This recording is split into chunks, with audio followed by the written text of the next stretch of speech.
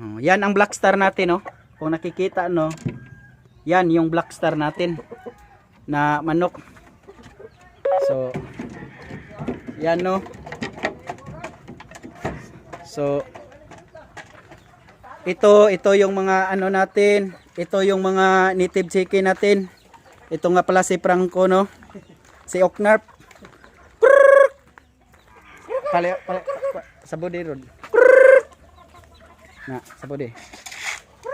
Ito nga pala yung nung ano natin, yung native chicken natin, no. No, marami na, no.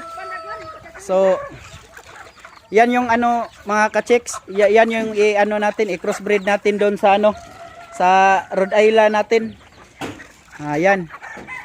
Yan mong ano. Siya nga pala, siya si ano, Rodi, no. Rodi Bisabilia from Cebu North. Argawanon, San Trimijo, Cebu. So yan si ano, si Chef Oknarp. Chef Oknarp. Oh.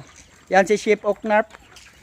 So yan yung mga ano natin, no, i-crossbreed natin doon sa ano, sa Rhode Island natin. Tsaka yung ano, yung dalawang kwan, ano natin, i-breed natin yon sa ano, pure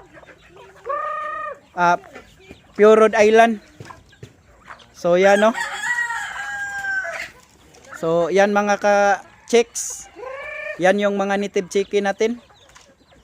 Hopefully, no, magparami pa sila. So yung black star natin, no, ano natin yon, pure black star natin yon, may kasamang babae yon. Tapos yung ano, Rhode Island natin, pure natin Rhode Island. So yan yung mga native chicken natin. Ngayon, siya nga pala, no, si Rodi pala. Rod, mag-hi ka sa mga ka-chicks natin, Rod.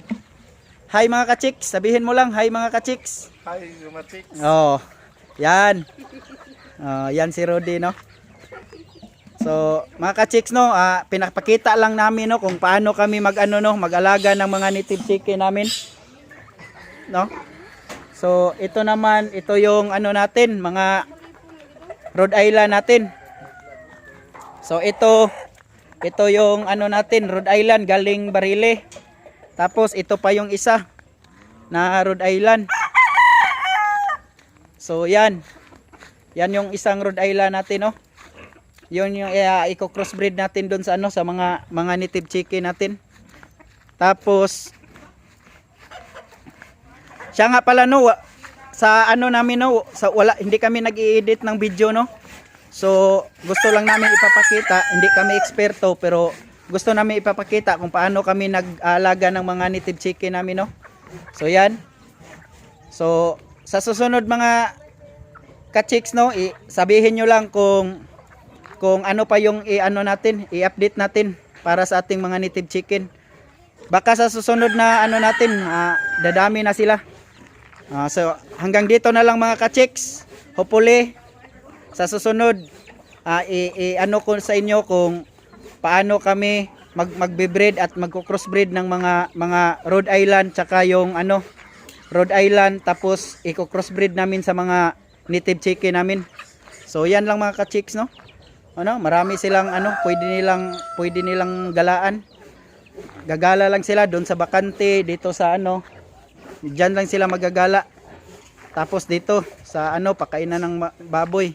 So hanggang sa muli mga ka-chicks. So wag lang kalimutan, no, bawal yung ano, bawal yung tamad sa atin, sa mga nag-aaral, sa mga nagtatrabaho at sa negosyo. Wag nating kalimutan sa Proverbs 24, the lazy man will not plow because of winter. They will beg during harvest and have nothing.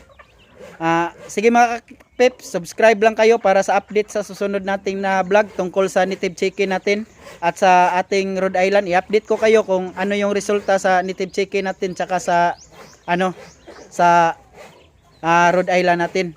Bye bye mga ka-chicks.